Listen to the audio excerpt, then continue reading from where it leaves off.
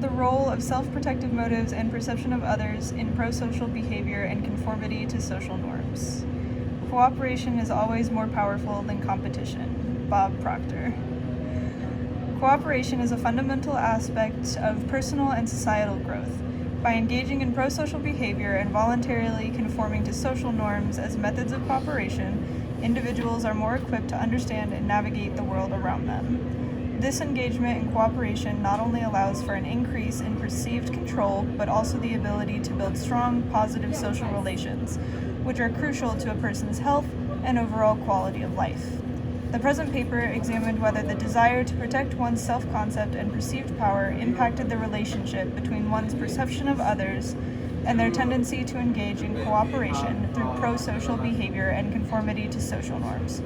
I propose a theory suggesting that a desire to maintain one's self-concept and one's perception of their own social power mediates the relationship between perception of others and cooperative behaviors like prosociality and conformity.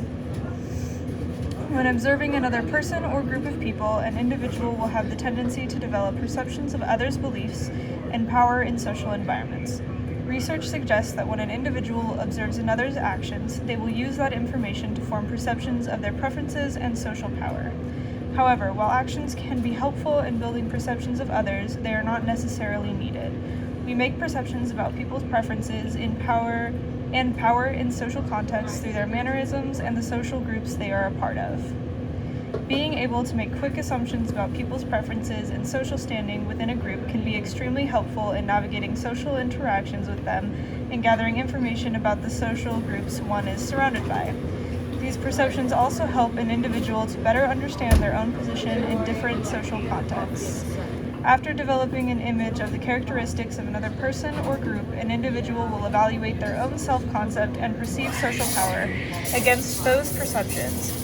Evaluating one's self-concept against another's specifically involves preferences over the observation of their actions. In the interest of understanding one's own position in social and societal groups, an individual will assess the commonness of their self-concepts to others. Individuals will also evaluate their predicted motives and interests of others compared to their own in order to determine where they stand in different social environments. And lastly, individuals have the tendency to use their perception of others' preferences and beliefs to create an understanding of their relative social power and compare that power to their own in different social groups. This evaluation of one's self-concept against that of others may help to increase security and self-esteem, especially when perceived commonness between one's preferences as well as social power and another's are high. When one perceives their social power to be lower or equal relative to another individual or group, they will adjust their own self-concept to match the other and engage in more pro-social behavior, as well as voluntarily conform to social norms. If one assesses that their social power is equal to another individual or groups, then they will be more likely to engage in pro-social behavior and cooperate to achieve common goals. They will also be more likely to adjust their self-concept to align with the other person or groups. On the other hand, if an individual perceives their power to be lower than another individual's or groups, they will adjust their self-concept and engage in pro-social behavior and conformity to social norms as a protective factor against discrimination or ostracism.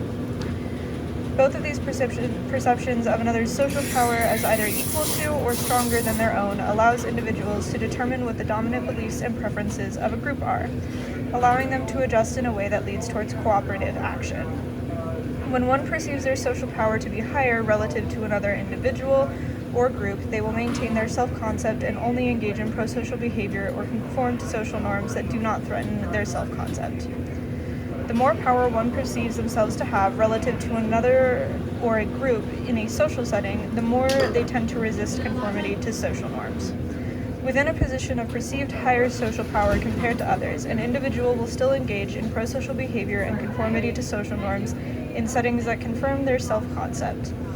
On the other hand, if an individual with high perceived social power believes that their self-concept is being threatened by others, then they will be less likely to cooperate. Overall, high perceived power combined with a desire to protect and maintain one's self-image mediates the relationship between their perceptions or others' preferences and social power and their desire to engage in pro-social behavior and conformity to social norms. Overall, knowing how one's self-concept relates to their perception of others and and as a consequence, their desire to engage in cooperative behaviors, we can improve the ways in which we facilitate cooperation in our communities. What is most important is establishing equal social power so that an individual still feels confident in their own self-concepts as well as their power to influence a group. If we encourage individuals to perceive themselves as much more socially powerful than other people around them, then that may lead to others forming negative perceptions of them and ultimately leading to a decrease in cooperation and societal growth.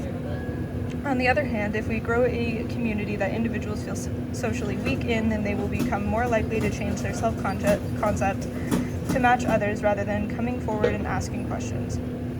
In modern society, if we are to tackle the existential threats to human life like the climate crisis or nuclear threats on Earth, then it is crucial that we establish equal social power and foster positive and secure self-concepts in order to facilitate effective cooperation between groups and increase societal growth. In conclusion, these findings suggest that engagement in cooperative behaviors such as prosociality and conformity increases when perceived social power and self-concept are positive. The present study demonstrates that perceived social power and self-concept are powerful mediators in the relationship between one's perception of others and their tendency to engage in prosocial behaviors and conformity in a way that facilitates societal growth.